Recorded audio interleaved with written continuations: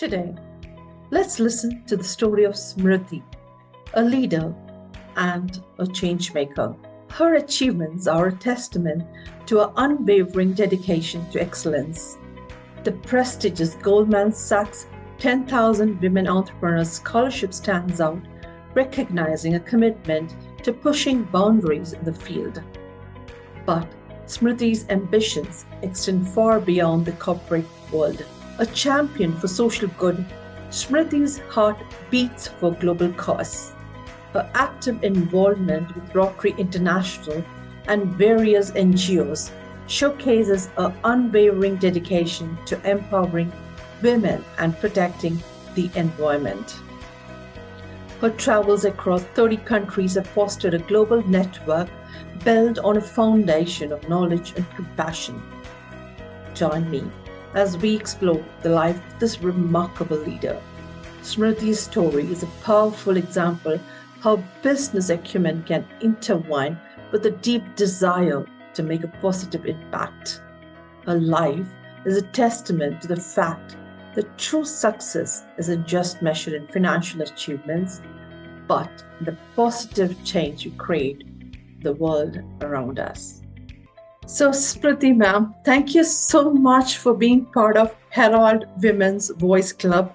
It's a privilege to have you as part of Herald Women's Voice Club, where we would be speaking to 100 women influencers from across the globe. Thank you so much for your valuable time. Thank you, Soumya. I think it's my honor that you have invited me to this prestigious club, and definitely I will share my thoughts and insights. And if it's going to help any women in any part of the world, I would take it as a great achievement for all the women concerned. Yeah, you can go ahead with the interview. Okay, great. So, transitioning from established companies to starting your own ad agency and then leading a pharmaceutical R&D unit is no small feat. So what inspired you to make these transitions and how did you navigate these challenges?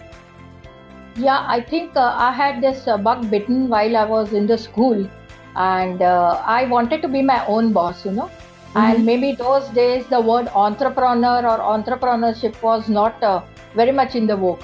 I'm talking about the maybe 70s and 80s. Because there was no internet, there was no Google, but somehow I wanted to be on my own. And once I finished my graduation, I did my graduation from Elphinstone College, Mumbai, in sociology, and then I went to do my advertising and PR. And I worked in an ad agency for about 5 years. And being a medium-sized ad agency, I could get a 360 degrees view of how an ad agency works. So I think 5 years was quite a big time for me to learn the, so to say, the ropes of the trade. And it was my clients who believed in me, and they told me, why don't you start your own? So I think that was the point for me, and there was no looking back. So in 1990, I started my entrepreneurial journey. I had my own ad agency, and I handled clients like Citibank, Patel Roadways, Synamed, and a few industrial clients, Siemens cricket bats. So, it was a mixed bag of consumer and industrial products. So I continued for about, say, 15 years. In 2005, I joined this family business of the Pharma CRO. I'm one of the founder partners in that, and we are first generation entrepreneurs. So it's my husband and me. He's the technical person, and I look after everything excepting technical because he's a qualified research pharmacist. So that's how he had a dream and a passion for starting something on his own, So I think both our wavelengths met, and that's how we started this Sanmore Pharma, Sanmore Consulting, which is now going strong for over 2 decades. Okay, great. So, navigating, yes, there were challenges because we weren't those third or fourth generation of business people.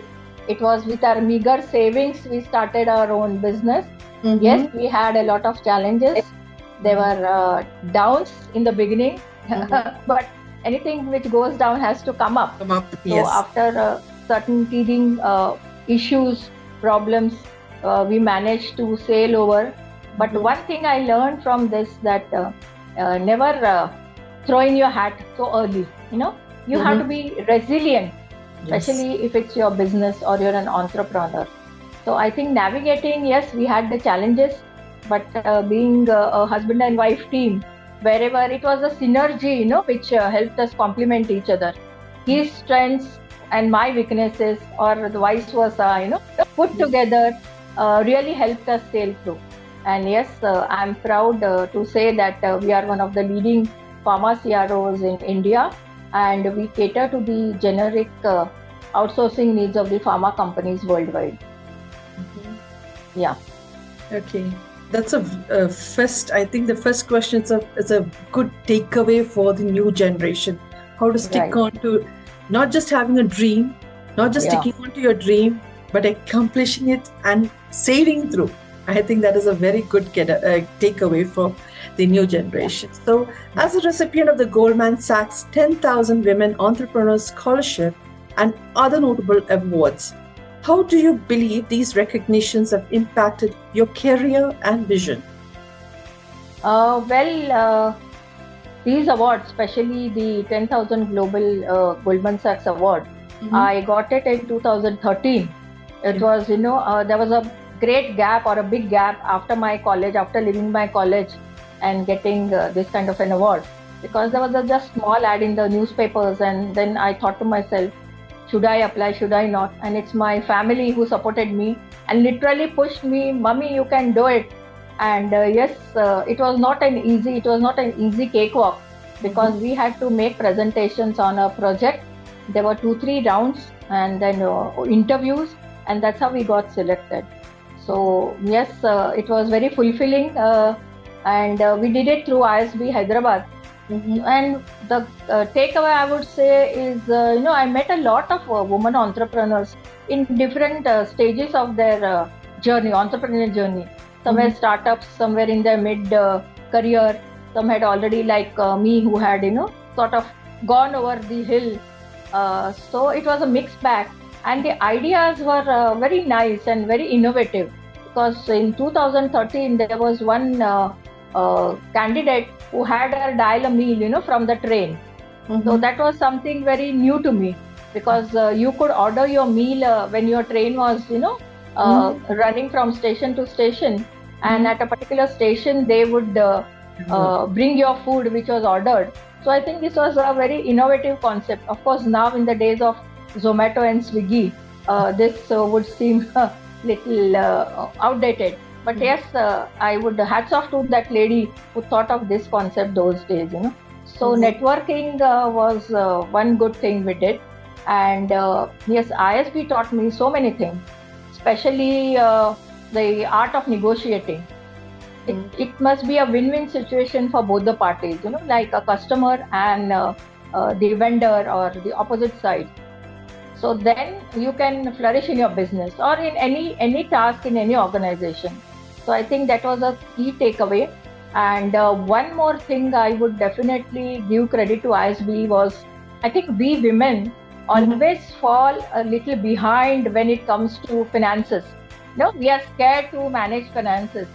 But there we were taught how to read a balance sheet, a company's balance sheet, or what is EBITDA, and these kind of technical jargons in the finance world. And yes, I was very comfortable doing that.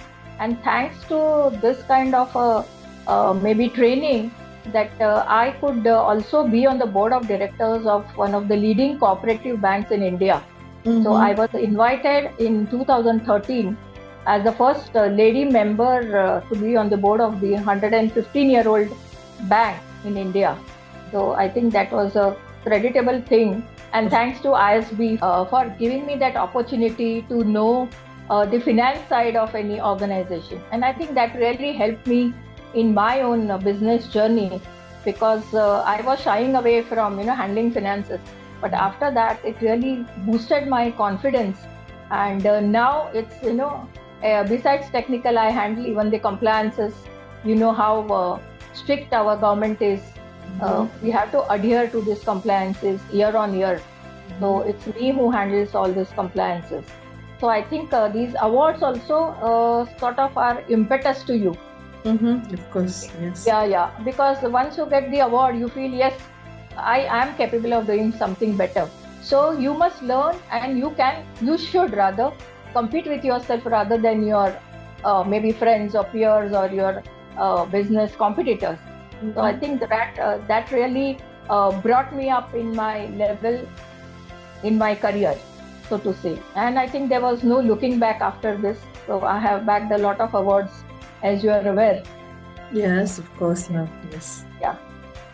Okay, so which actually, I guess the next question is connected to this. So, what leadership qualities do you think are essential for women in business, especially in male dominated sectors like pharmaceuticals and banking?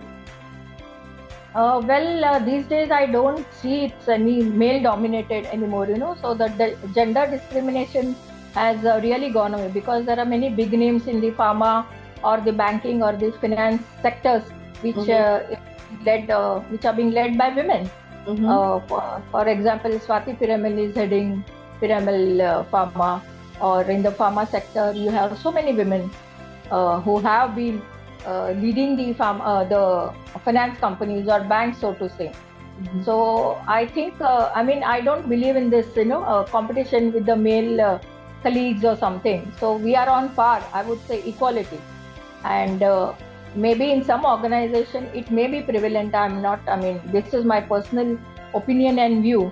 Yes. But yes, women should demonstrate, and they are demonstrating their leadership qualities. See, as a woman, I think we are we have that motherly instinct in us, but in business you have to be ruthless. One thing I have learned, that emotions apart, if you have to run your business successfully, you have to take ruthless decisions, because it is in the interest of the organization. It is not in the interest of your own self as an individual, because in any organization, the organization is a bigger entity than you as an individual. So I think at times it becomes difficult as a woman to take these kind of decisions, especially when firing people, or there are so many things which one comes across in day-to-day situations. If you say about the leadership qualities, the oratory skills, because you have to represent your organization maybe on an international platform. So you have to have that confidence in you that yes, you can go forth and talk to people from various walks of life. I would also say that now things have become so easier because of Google and the technological advances in say like a mobile phone or a PC or whatever it is. You should keep a tab on what is happening around you, because when you go and meet people or you meet a certain group, they may be from different spheres of business. So yes, you have to be the master of all. You should know each and every subject, maybe superficially, but you will not feel out of place. Like if somebody is interested in stock markets, you should be able to talk about a stock market, or maybe what is cryptocurrency, is it good or bad, the NFTs, geopolitics. It is not because you are a woman, you should not restrict only to say your family, cooking, the typical women's subject. So I think women should develop these kind of qualities in them, and it is very natural for them to adapt and learn. So I think yes, in this leadership qualities, we need these things to stay abreast or stay on the same level as men, as you said. Great. So Sam Moore, if I've got the name pronounced correctly, specializes in innovative drug delivery systems and pharmaceutical formulations. So what do you see as the future trends in pharmaceutical R&D, and how is Sam Moore positioned to contribute to these trends? What I see is, as you know, post-COVID, India is regarded as the pharmacy of the world, because the drugs which were manufactured in India were exported to so many countries, the vaccine diplomacy, so to say. So we helped so many countries. And since we are traveling due to our business, Mm-hmm. I have dealt with companies and individuals who have a great respect for the Indian pharma company, the pharma industry per se, Mm-hmm. because they believe that yes, Indians have that skill set in them, and we cater to all the markets, like the developed countries, especially Mm-hmm. like US, Canada, UK, Australia, or the ROW markets, as we say, the rest of the world markets. Mm-hmm. But yes, we always believe, because it's related to health industry. Mm-hmm. Okay, so we cannot manipulate any formulation, because we are playing with people's health, Yes. and nothing worse than people going to die. So we have to be very conscious of the fact that yes, we are dealing with human health. So Mm-hmm. we have to work consciously and with great care. So I Yes. think India is leading the charts, and after US, there Mm-hmm. are several US FDA approved companies here in India. So I think that is a great feather in the cap of Indian pharma industry. And we as Sanmore, we position ourselves as a standalone R&D company, Mm-hmm. because we develop the formulations for generic companies, and we develop the technology and transfer it back to the customers. So there is no hanky panky or the backdoor entry, and then there is no conflict of interest, so to say. So Mm-hmm. once we develop the technology of a certain formulation, it goes back to the customer. So Okay. then he will deal with the pharma manufacturing units, and then they will work commercially and get it manufactured. The trust is so much on us Mm-hmm. that many a times they tell us, why don't you identify sites in India? Because they feel that trust or the confidence in us, Mm-hmm. that yes, as a local Indian company, we could be able to help them with a standard pharma manufacturing unit, and Okay. we can also help both the parties. So like we are a conduit between the customer who wants to develop the formulation and the company who wants to manufacture for this customer. Mm-hmm. So many times we play that mediating role between these two parties, and we also export special purpose machinery which is required for a specially developed technology called the pelletization, which if you see the pharma capsules, there are those small globules Mm-hmm. which are loaded with drugs. So Okay. that is our forte, and we have developed certain machinery. So wherever our technology of pelletization is used, we Mm-hmm. help the customer to develop these machines at Mm-hmm. 1/3 the cost of the imported machines, Oh, which are available in the market. mm-hmm. So that is, I think, our plus point. And these two things, formulation development and special purpose machinery, go hand in hand. And that I think the future for Sanmore is bright, because pharma industry is recession proof. It's like the food industry or the entertainment industry. If you Mm-hmm. fall sick, you have to pay, you know, so you have to keep manufacturing the medicines. Of course. That is how the industry is. And I'm proud to be associated with this industry for last so many decades.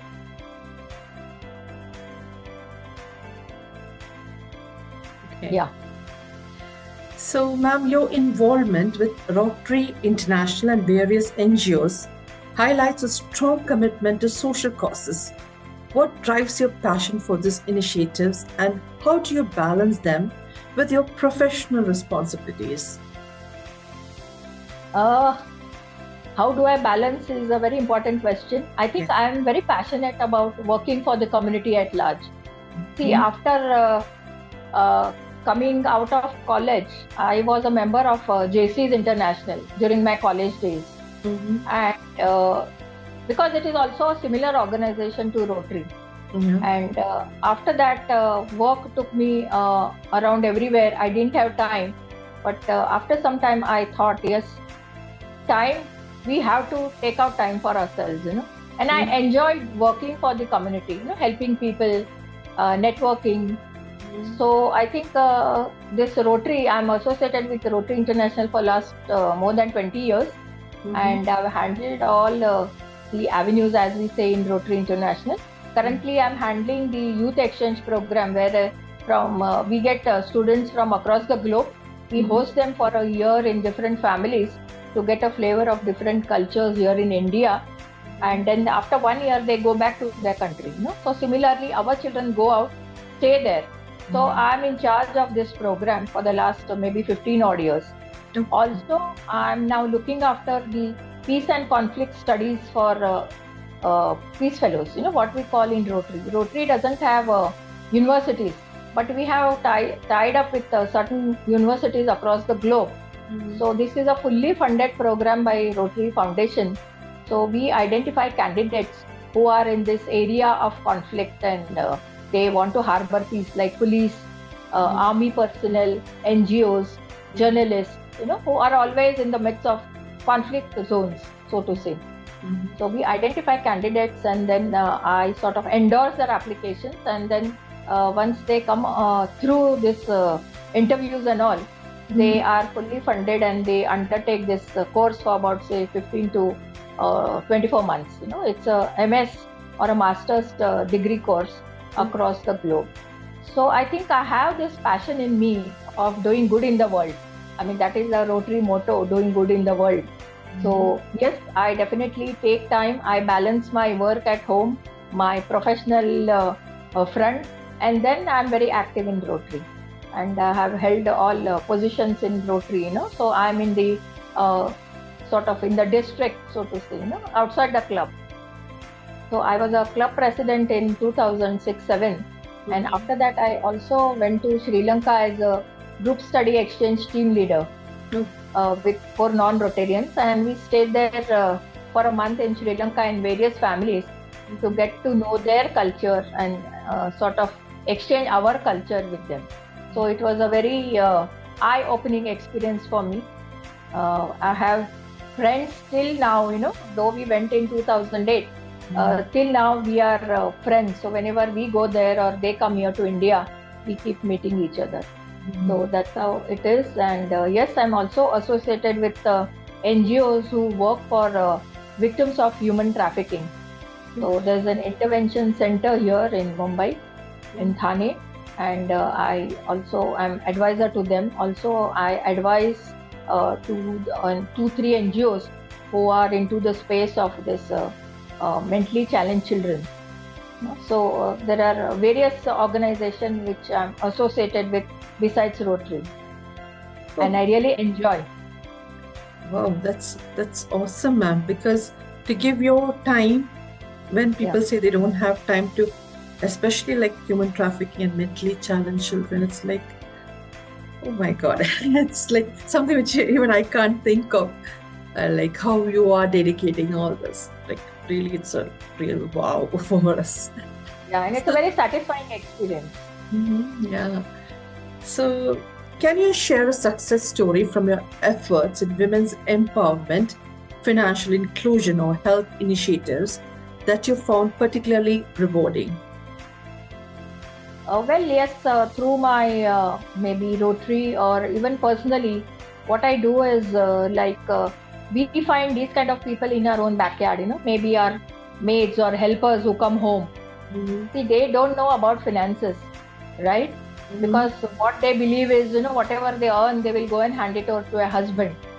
So I always tell them that please open a bank account, please keep money for yourself, spend a little on yourself, because normally what as a woman we'd like to spend for our family or for our husband, So the first thought is the family. So I tell them, yes, that is okay. But since you are earning a little, maybe, 100 rupees a month, you spend on yourself. And I think that is very satisfying for them also. Because they say we never thought about, this kind of idea. Maybe going out with their children, eating an ice cream or a bhel or whatever it is. So they find it very interesting, and I would like to say, yes, I started from my own, like charity begins at home, So I started this with my own maid servant, and she's very happy. Now she can go to the bank, use the ATM. She normally would bring the passbook, because I tell them I will not give you salary in cash, but I'll put it in your account. so you can withdraw, you can learn how banking works, so every time you don't have to depend on your children or your husband to withdraw money for you. And I think that is very sort of morale boosting for them also. Yes, we can do something. So I think that is one experience. Even in my organization, there is a lady who used to come and sweep. So I told her, the same thing. I will not give you any cash. Open a bank account. I will deposit your salary in your bank account and you can withdraw.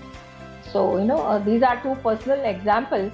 And of course, in Rotary, we have a lot of camps, where we help women from the lower economic strata of society by having medical camps, like cervical cancer checkup camps or mammography camps.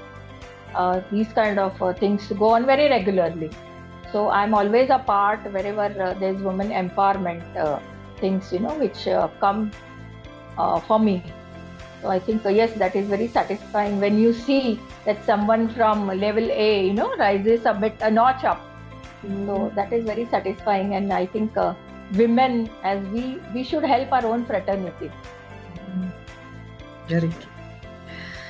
So with such a diverse career and many achievements, what new challenges or goals are you setting for yourself and Sandmore in the coming years?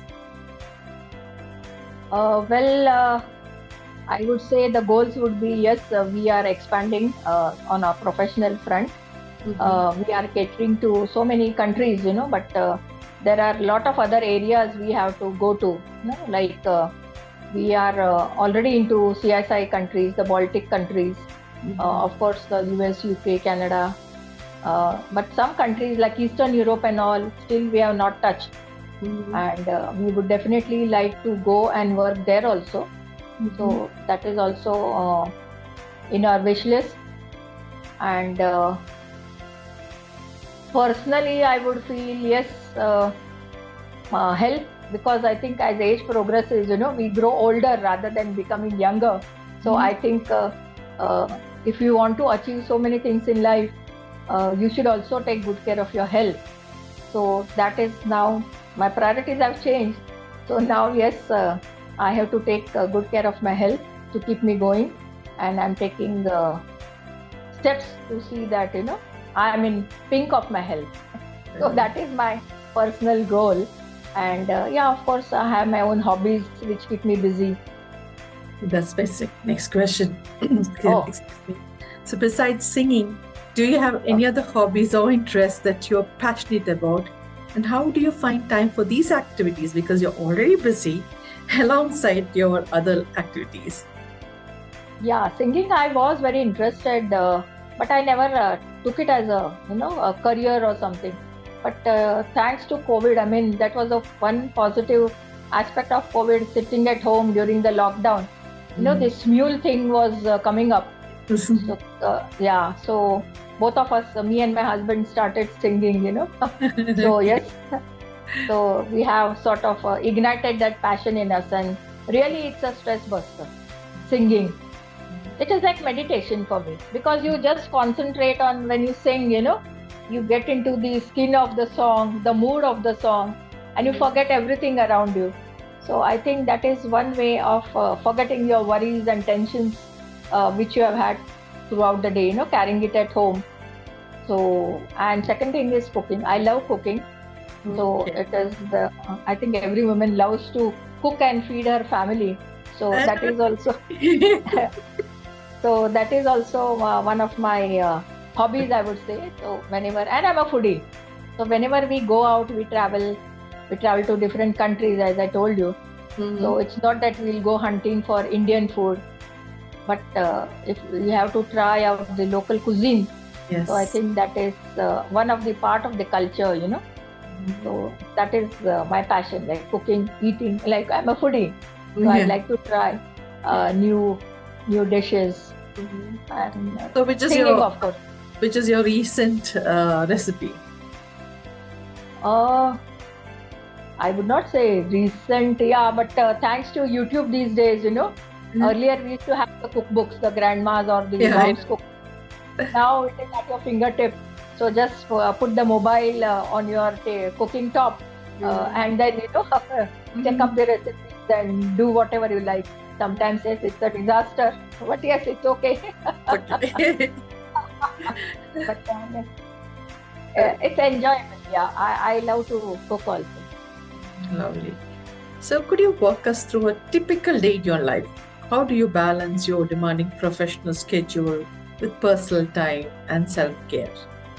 Well, I think time management is of essence over here.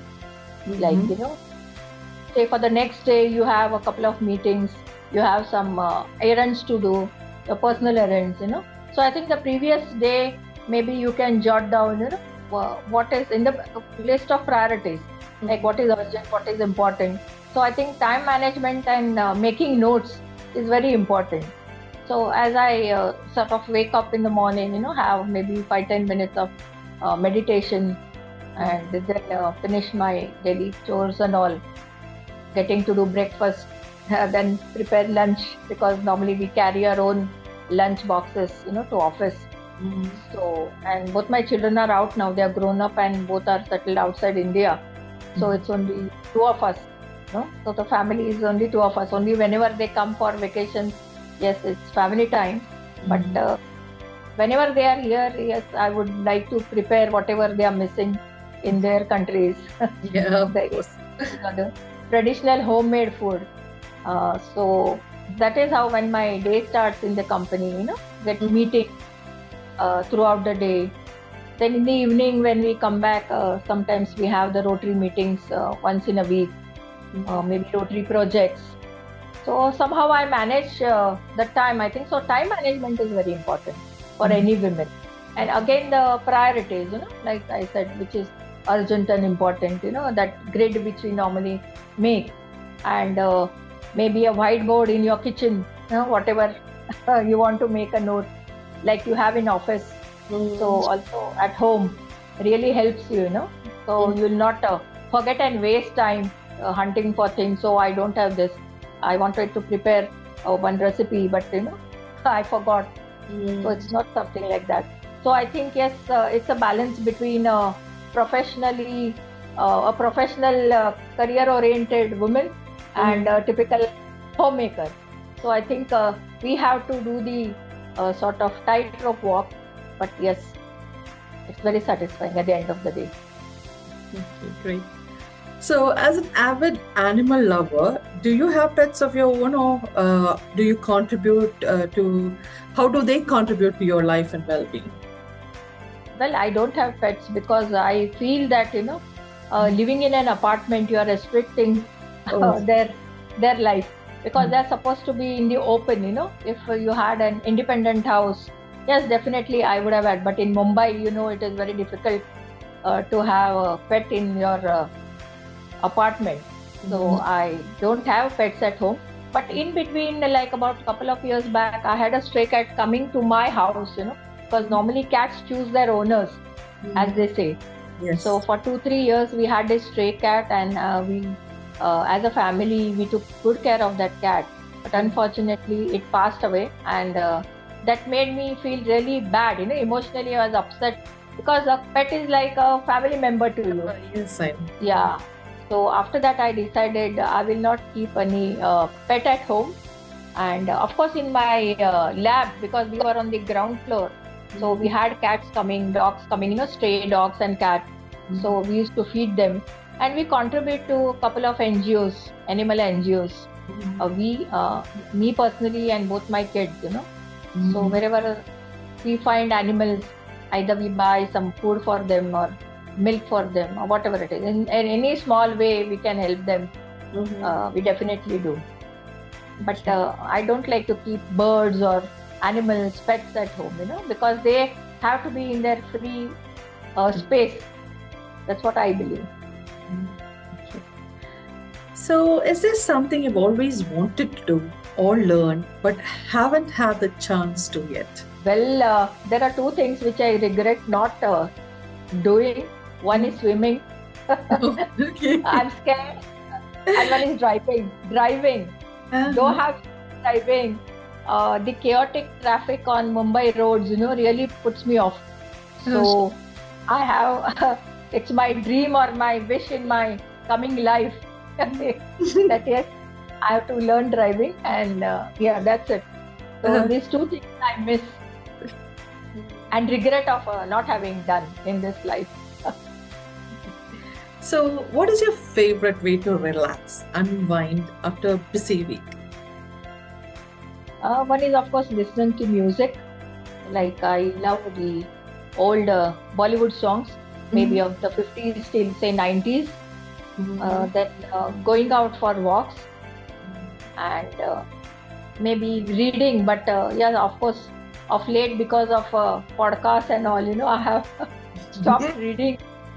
But yes, there is a different charm of holding a book in your hand and reading, But I think we are addicted to our mobiles and all. So podcast, yes, on any topic. I mean, it's not sort of restricted to, a certain topic. But yes, whatever is happening around us, and especially in different languages, because I'm conversant with Marathi, being the local language in Maharashtra, Hindi, English. Yeah, so in different languages, I'd like to listen different people, who come on the podcast and share their ideas and views, geopolitics. So I think that is the way of unwinding myself. Of course, I'm not a TV addict or I don't watch any serials because enough of one's life has a lot of tensions. So I don't want to add more in my plate, Okay. So I think music is the best way of sort of relaxing. Yeah. Okay. Do you have still those small videos of yours still? Yeah, they're not. Yeah, I have because many times, we do perform in our club, during the foundation day and all. So if I can maybe lay hands on that and give it to you. There are certain audio recording because in SMUL I don't do video recordings, You have to sort of dress up and all for that. Okay. So I normally do audio recording. But yes, whenever we have performed in the club or anywhere outside, the public platform, maybe a couple of videos I can share. That would be lovely. And thank you so much for your valuable time and being part of Herald Women's Voice Club. As I said, once we hit the 100 number, we will be releasing the British Herald coffee table book. And I would be sharing those details once I hit 100. So it is like you all are all like amazing personalities. So it takes me a lot of time to learn about you all, come up with the questionnaire, and then send you the request. So it is going to take some time for me to hit the 100 number. But definitely once I hit that, I would be coming back to you and then we will have the coffee table book released. Thanks, Soumya. It was a pleasure to be interacting with you and a part of this Herald Women's Voice Club. And wish you all the best for your future journey